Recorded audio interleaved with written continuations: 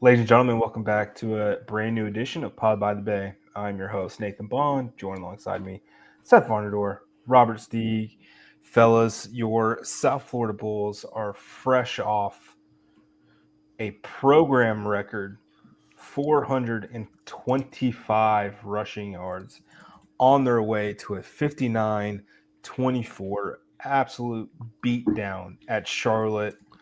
So much so that Charlotte fired head coach Biff Poggi just days after. That is back to two coaches in the last 3 games who have been fired after getting absolutely trounced by your South Florida Bulls. Kevin Wilson, you're on the clock. Yeah, poor Biff. Seth, I'll start by saying this, and I'll let you jump in. Hoodwinked, bamboozled, led astray, run amok. Byron Brown did not play in this game after, I, from the Bay Area Examiner, reported that the expectation was Byron would start this game coming off his injury. That's kept him out the previous 4 weeks. 4 games, 6 weeks-ish, give or take bye weeks.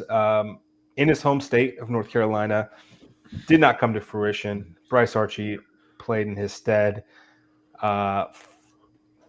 Thoughts on what transpired and God bless game script? ? Yeah, I was, I don't know if this was a game time decision or a, wheels on the ground decision. But I thought it might be a decision that was being regretted after the first quarter when USF had 2 yards passing in the first quarter of the game. Yeah, it's just luckily Byron playing or not playing doesn't really change the fact that Charlotte's very bad at stopping the run. So, maybe it was you know what? It's in the air. We don't really need him. We can run the ball. Let's hold him. I guess we'll find out more on that this coming week. But yeah, I was a little worried at times in the first half. Pretty slow start, I thought. And it was just like not being able to throw the football is pretty detrimental, I think, to getting off to good starts. But they seem to kind of figure out the run game. The last couple wins, they've kind of figured out the second half really how they can break off some really explosive runs, and that's obviously helped scoring a ton. But yeah, there was a little touch and go there for a second, more than I anticipated. But the unbelievable third quarter just like erased every kind of bad thought or kind of a bit of leeriness from the first half. So Yeah, you mentioned that third quarter, a program record 31 points in that quarter to basically put the game on ice. Your victory cigar of Izzy Carter playing a bunch of snaps for you on offense. That was an impressive third quarter. 2 defensive touchdowns with the pick six from Paco Austin and then a scoop and score from Mac Harris. Steve, what was your immediate takeaway from how the half ended? Pretty decent drive to end it, to go up 14-10. You go into the half with a lead, and then you just come out absolute guns blazing on your opening possession of the second half. Yeah, and to be frank, kind of my analysis of this, of what happened at halftime, basically the middle 8 there, really came into fruition after USF posted that video that they did of the recapping the game and what Golesh said at halftime. Because I'm going to be honest, I missed the entire first quarter and most of the second quarter because I was taking a hardcore nap. But when I tuned back in, I was like, they're bullying them in the second quarter. Like the USF offensive line was bullying Charlotte for the most part at that point. And that's usually not a really good sign for a defense if you're in the second quarter and you're already got guys hands on hips and kind of reeling a little bit. And so I was like, Golesh is probably telling his guys that they're just going to kick ass in the second half. And lo and behold, that's basically what he told them. I mean, they tapped, man. Like there was nothing left for that Charlotte defense, and you saw it the entire second half. I mean, USF's backups, USF's true freshmen offensive line and running backs and receivers were just running circles around them. And I think that's testament to when we talk about how USF's offense and having this up-tempo system really just wears teams down. You saw it in its best potential there. And that's what you want out of that was like a complete third quarter was what you want to see out of a USF team going forward. Right. The defense creating havoc plays and the offense just making explosive play after explosive play to just put this thing on ice as quickly as possible. If you can get 31 points, and let alone in a half, but in a quarter, your opponent is just done mentally at that point. It's what Tennessee does to everyone. It's what UCF did for a while. It was that, just get up big, and they're probably not going to have much left in their tank. They're going to be tired, man. Yeah, I thought what was kind of the glaring takeaway that I had after that first drive that ended in Bryce Archie's interception, they ran the ball pretty well. Chunk play by Kelly Joyner to kind of start things off. Bryce had a 25-yard run, and then they went no huddle. Next play, interception, threw the ball behind the guy. And then I thought to myself, well, if they just keep running the ball, I think they'll be totally fine. And that's what they did after their second drive. They just kept going down the field, run after run after run. Teron Keith's run to cap off that third offensive drive where he bounces it outside was kind of the quintessential drive for this offense in this game. And it kind of took off from there. The defense did their job in the first half, letting the offense kind of kick into gear. And then once they did, it was just kind of fun for them. USF gets the ball with 13:32 left in the third quarter after a quick 3-and-out by Charlotte.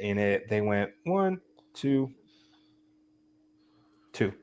It was a 2-play drive, and you kind of figured, okay, this thing's over. Charlotte goes down and scores, and then from there, USF kind of takes over. They spammed inside zone, outside zone quite often in this game, and it worked out to their advantage. I don't see why it can't work against Tulsa at home. That game is at 3:30 on Saturday on ESPN Plus. It is senior night. It's fan appreciation game. Yada yada yada. This game is for bowl eligibility. You have a chance to, whatever happens in the bowl game, you can end the season with a winning record if you win these last 2 games. Why don't you go do it? I think this is going to be an interesting spot for these bowls.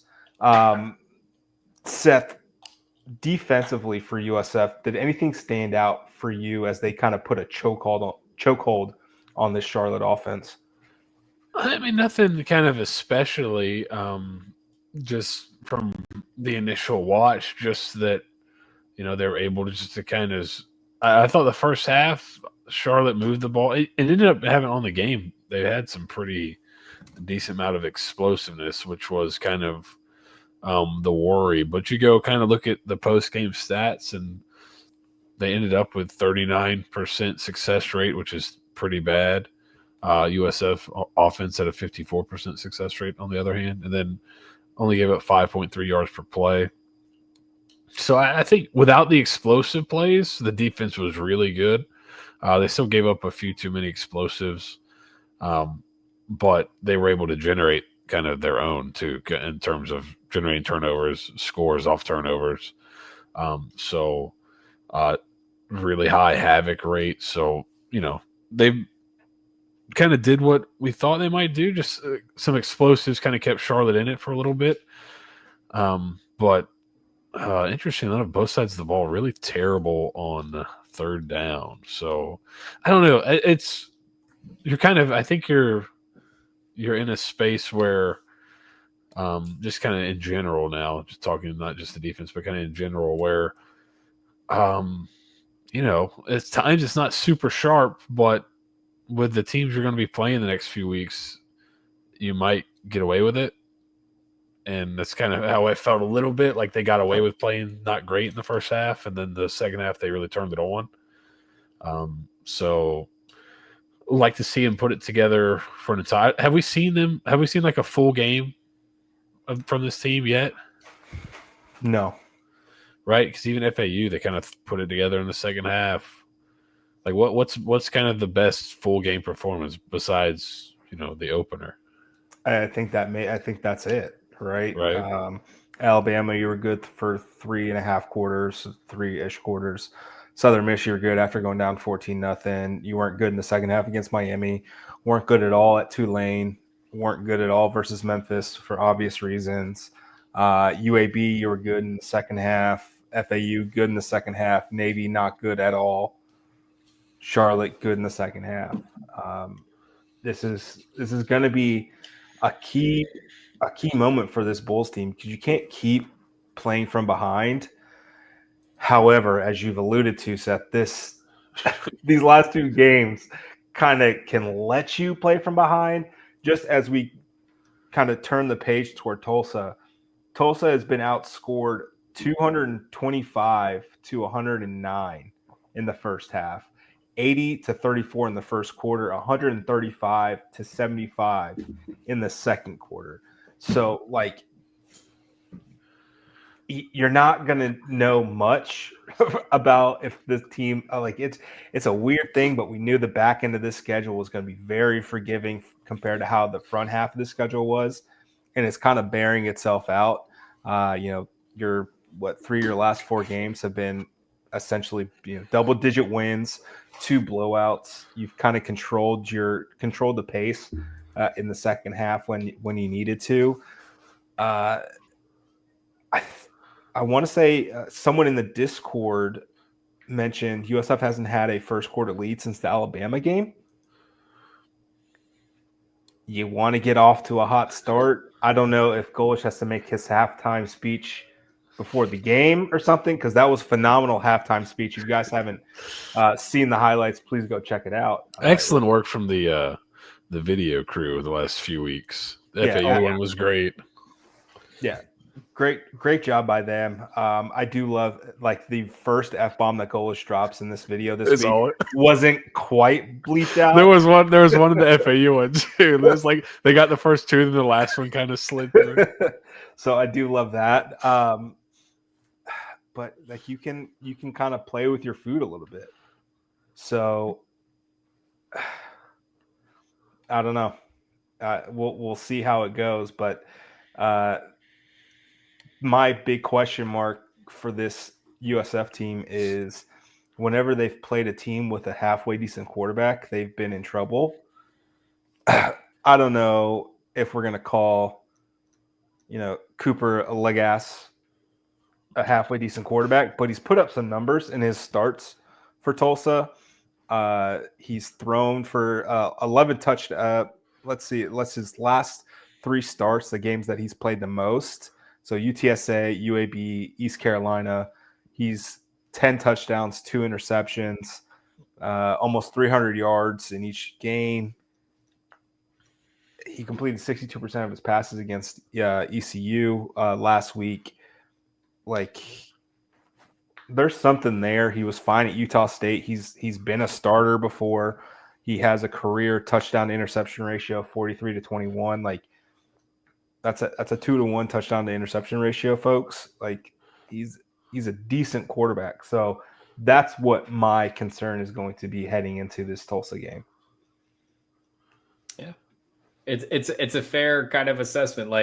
The problem is if you look at anything regarding this game, as far as games on paper or stats of war or any of them, you're getting the full season glance at Tulsa when they were starting that other quarterback that I can't remember his name, who frankly was not very good, and Kirk Francis. Yes, and now they're playing very differently, And Golesh kind of alluded to that in his presser today of like, hey, like, you know, they do some different things now. Like, you know, you scout, you don't scout ahead too much, but when you scout your opponents for the season, you kind of get a feel for what they're doing. And this one, you kind of had to, you know, chop up film from the first 6 weeks and get rid of it. And now you can really only look at so much. But I mean, I'm looking at it on, you know, Stats of War on, you know, College Football Insiders.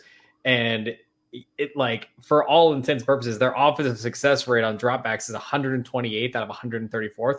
But that's not the case for this team right now. That's when they were playing poorly. That's where they were at. They're not playing poorly on offense much anymore.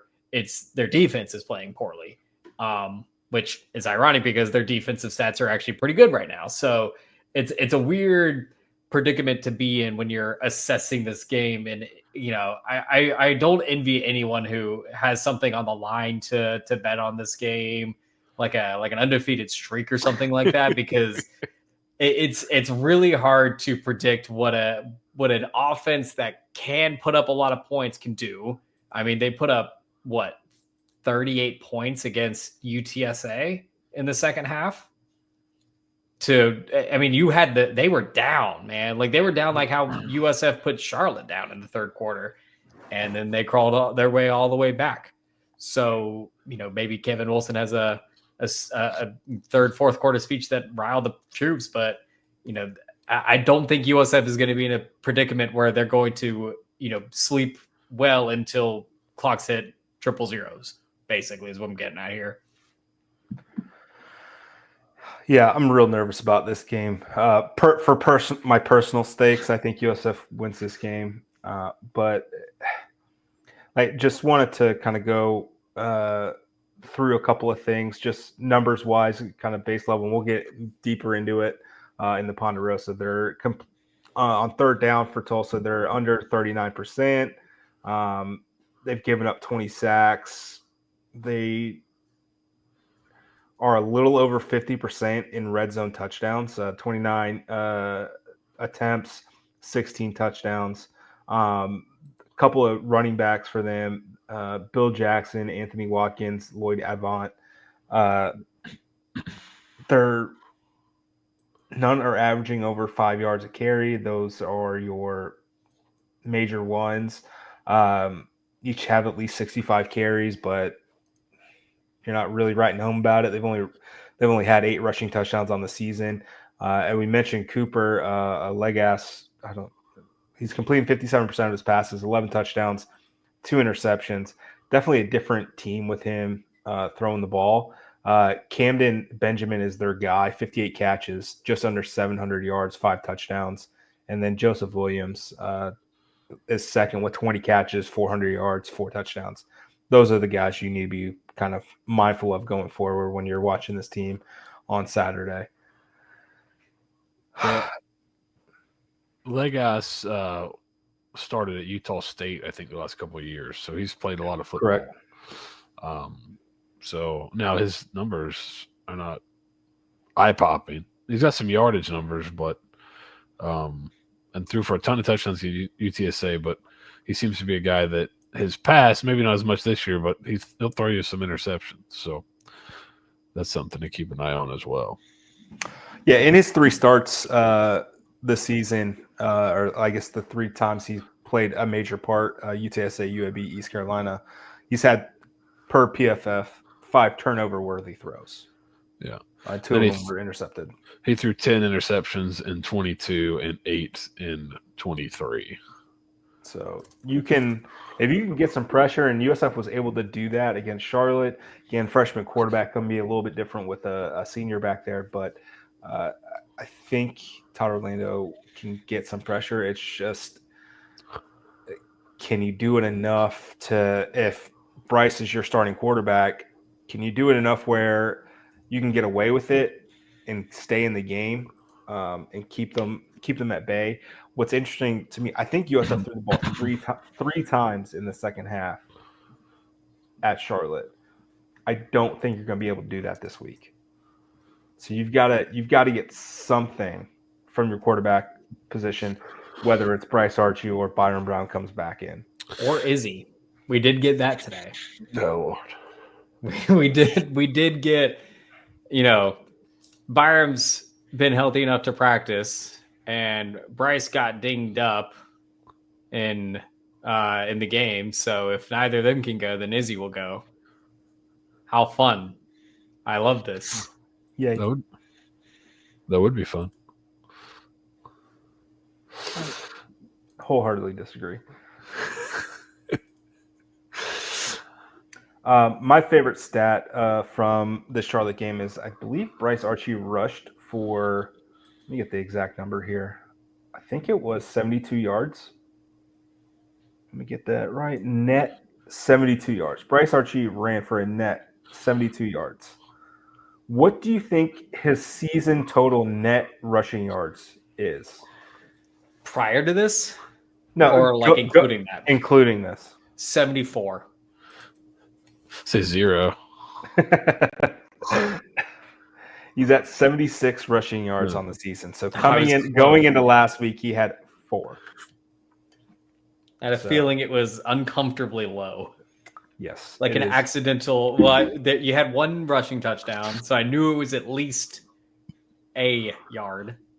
Yes, and I thought he may have gotten a neutral. Oh, there you go. I think against Navy, he had the 35-yard run, and I think he ended with 15 yards of rushing. Yes. So, I mean, not out of the realm of possibility, but definitely need something from the quarterback position to win this game. I was going to ask, you think they can win with outside of Sean Atkins receivers having 3 targets? I mean, if you run the ball for 9 yards a carry, probably. Yeah. I think Sean Atkins ended up with 7 targets, and then Peyton Singletary, I think, had 4. Naquan Wright had 2, and then Jaquan Smith, Michael Brown-Stevens, and one other receiver, or Josh Porter had 1 apiece in terms of targets for the game. Seems low. Again, what's the point of throwing the ball? Yes. I don't know who said it in Discord today. Someone was like, when you throw the ball, there's 3 options of what can happen, and 2 of them are bad. Was Woody Hayes in the Discord? Yeah, something like that. Like, what a genius way to we should just run the triple from now on. Listen, I am first one with my hand up saying absolutely yes, run the triple. Could you imagine getting where you don't have like the weight requirements, so you could have big hog mollies running the triple for you in the state of Florida? Oh, brother, sign me up. It would be kind of cool. A tempo triple option. Yeah. Ooh. Why not? Everybody, you just said tempo triple option. Everybody who ever played NCAA 14 has seen Alabama run the tempo triple option and just crush people as the computer decides that they're going to go triple and also go tempo. So I can only imagine how many injuries we would have on special teams because of that. That's a very niche one for you. If you're in the Discord, you know why. So many. They have some full body cast on the extra point team. God, are they bringing out the stretcher on the extra point again? Oh Lord. Something that is probably not going to change, but your top 2 receivers, Sean Atkins, 54 catches, Josh Porter, 20 catches, under 10 yards a reception. Sean's at 9.2. Josh is at 6.65. Got to get a little bit more out of the slot, explosiveness wise, and that's probably due to quarterback play. But oof, that is ugly from the slot. It's not great. So your slot receiver has 64 catches for just over 600 yards, and you're averaging like 8 yards a catch. That is not ideal, but here we are. Is there anything else you guys want to get to before we get to the important thing? No. I'm all good. Okay. So the important thing, obviously, is women's volleyball. You're outright AAC regular season conference champion. First time since 2002. So shout out to them. I believe they play UAB. They play UAB. Yes. Who they just smoked. Right. The Welcome, 1-8. Colin Sherwin. Oh, hi, guys. So be on the lookout for that. But really, it's picks time. I will go last because mine is the most important one to make. Let's pull up the lines here. I am dreading this. I have been agonizing, and I nearly put off doing the podcast on Tuesday to see if I can get the What a line punk. to get a better number for the line. So the Nate, I'll line give is- you Nate as I will give you this. I'll give you an out here. Right now on my board, I see a 16.5 and I see a 17.5. So if you want USF, you can have minus 16.5, and if you want Tulsa, you can have plus 17.5. Take your pick. What a generous God we have. Yeah, look at And, that. Look, man, six- I'm 16.5, unabated.com for all your needs. I mean, I'm 16.5 and making it up. 59.5 total. Yeah. Oh, that's right. You have an unabated account. I got you one. I forgot about that. I'm all in there. Yeah. All right. We're going off the Hard Rock because that's what I make the bets on. Ugh. Or what do they got? Just why do you hate money? I mean, like, there's so many better options out there. Like, Listen, I mean, Colin, I'm up. I understand. I got You know. it. But you'd be up more if you were shopping these lines, Coach. It's going to be hard bond. Dude, casino I pretty soon. am an immigrant. I am on a green card. I cannot get deported over illegal gambling. Okay. Sir, it's not illegal to make a bet. It's illegal to take a bet. Just keep that in mind. It's All right. He might have bankrupted Hard Rock after last. We had 8,000 people. Every person in the Discord, I think, bet alt line USF. So we were cultivating a real degenerate base there. In our I think that's probably why this line is so freaking high. They got absolutely murdered. I saw no less than 10 screenshots of alt lines last week. It was a beautiful thing.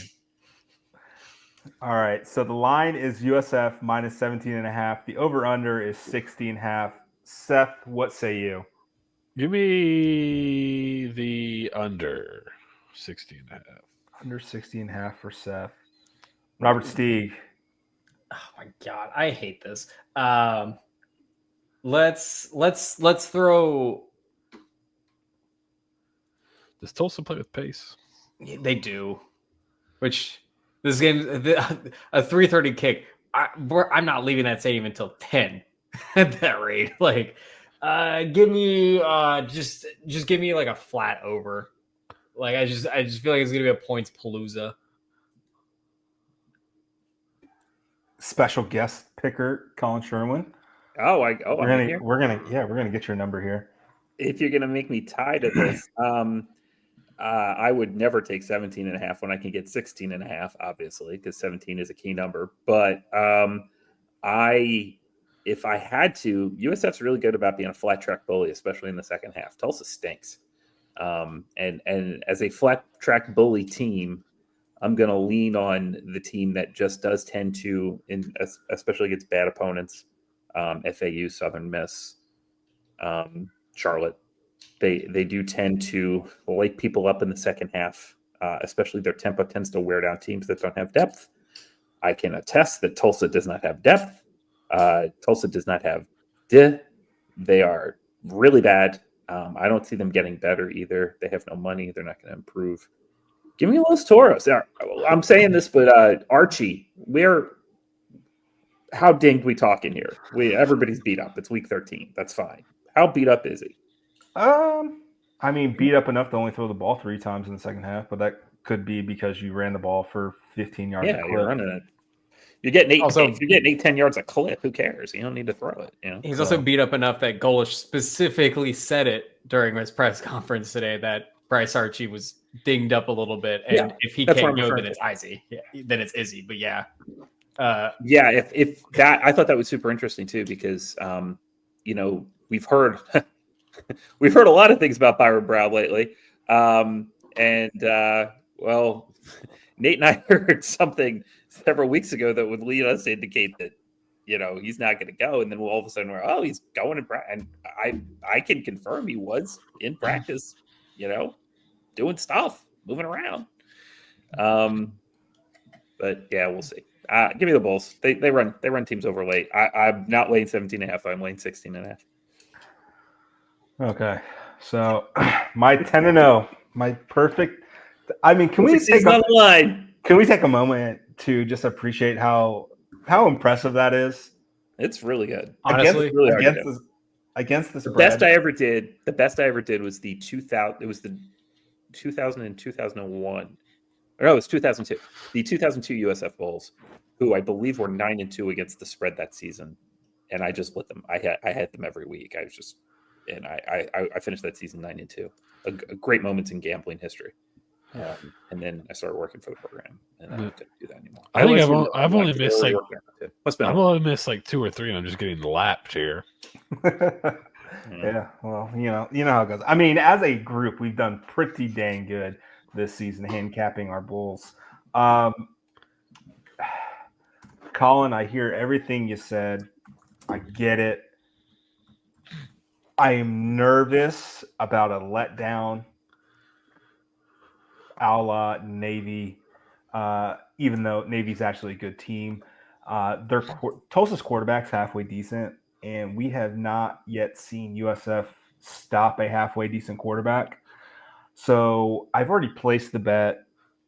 I'm taking Tulsa plus 17.5. Ooh. With the season on the line. Oh. With the streak on the line. Trusting Tulsa. Here's the thing. If I lose the bet, it usually means good things, right? So if I lose this bet outright, USF just blew them out. Is that like there's no other way, right?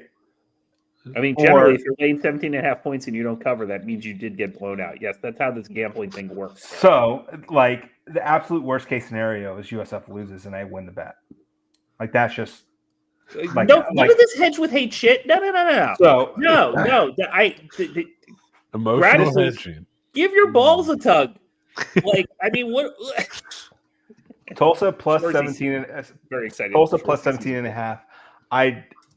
I got to see it against a quarterback who can actually throw the ball. Sure. You saw Purdy last week. He's a freshman. There's a few times he was dotting this defense up, and it gave me a little bit of pause. Cooper can actually sling the ball a little bit. He's a little careless, but I got to see it, and that's kind of where I landed. I don't feel great about it. This is probably the one game where I'm like, ugh. But 17.5 is such a big number. That's a massive number to cover.